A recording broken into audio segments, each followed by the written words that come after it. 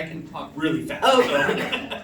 I'll listen fast. Good afternoon, Senator Warren. Good to see you. My name is Mark Berkthal.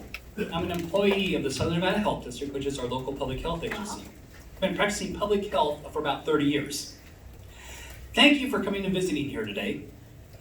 For me, climate change is a really important subject and something I've been concerned about when I first learned about it in the 1980s. The climate data then was just as convincing as it is today. You and I have both seen the effects. We have now earlier blooms, we have now longer fire seasons, and stronger hurricanes. Taking immediate action now is the only way to prevent larger natural disasters in the future. Action now also addresses our country's income inequality, especially between the haves and the have-nots, the income inequality between gender and between races. The Green New Deal supported by SEIU has the potential to reduce both climate change and income inequality, raising the standard of living for all. The current rules are not working for the planet or working people.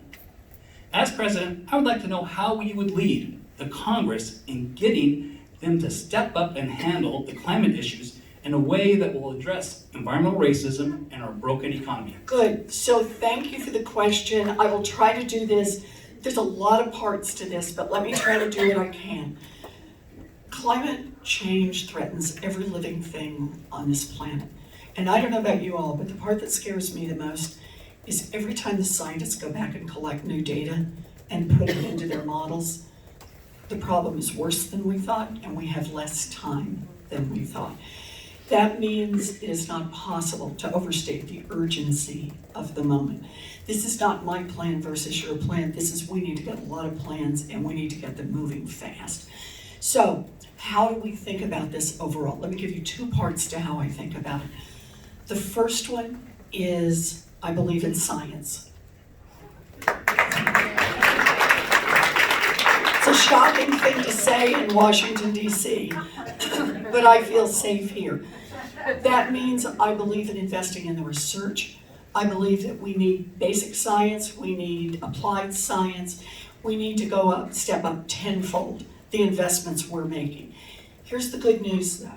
We can produce a lot of jobs out of that, not just the research jobs. There's an estimated $27 trillion upcoming worldwide market for green. Green power, cleaning carbon out of the air and the water, desalinization of water, lots of things. But a lot of it hasn't been invented yet. And so my view is we invest in science and then we say, you can build whatever you want from that, but you've got to build it here in the United States of America. Estimate is we'll create about 1.2 million new jobs, good union jobs. Second part I just want to mention about this is the importance of dealing with environmental racism, which has plagued our country now forever. Basically, its toxic waste dumps have been located in communities of color. Polluting factories are located in or next to communities of color. And that has had a profound effect on the health of babies, the elevated asthma rates, for example, among African American children. It also has had a profound effect on seniors and others who are more vulnerable. It's also had a powerful economic effect. It depresses land values. Who wants to buy a home in a place that smells bad? Who wants to buy a home in an area where you can't drink the water?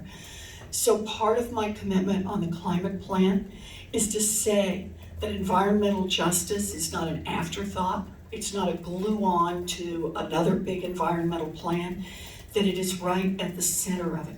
I commit $1 trillion of our environmental spending to be about repairing the communities that America has broken over the last decades and delivering true environmental justice so that we understand we are in this country together.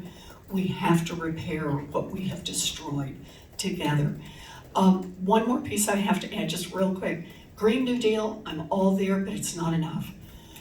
I also have a plan for a Blue New Deal. We have to protect our oceans. acidification, filtering the oceans, floating islands of trash.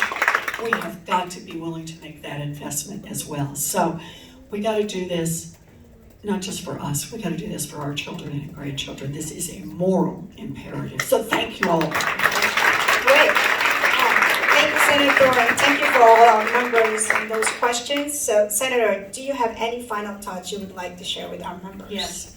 So I want to just close by saying I stand here today because of SEIU 1122 in Massachusetts.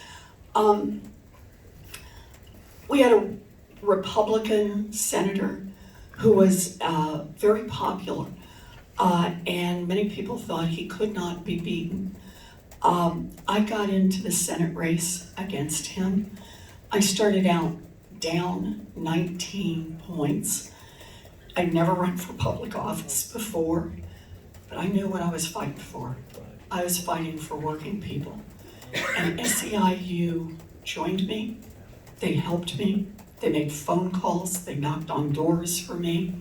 They were there with me every step of the way. My gratitude runs all the way to my toes.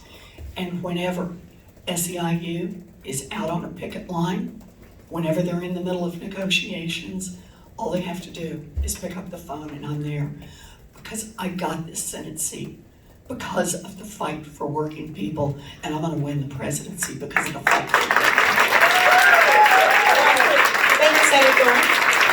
We want to make sure that everybody takes photo with our senator, but everybody that knows me here in our local, we have this campaign because of our contracts. Let's in this together, because when you injure one of our members, you injure all of us. So here we go. An injury to one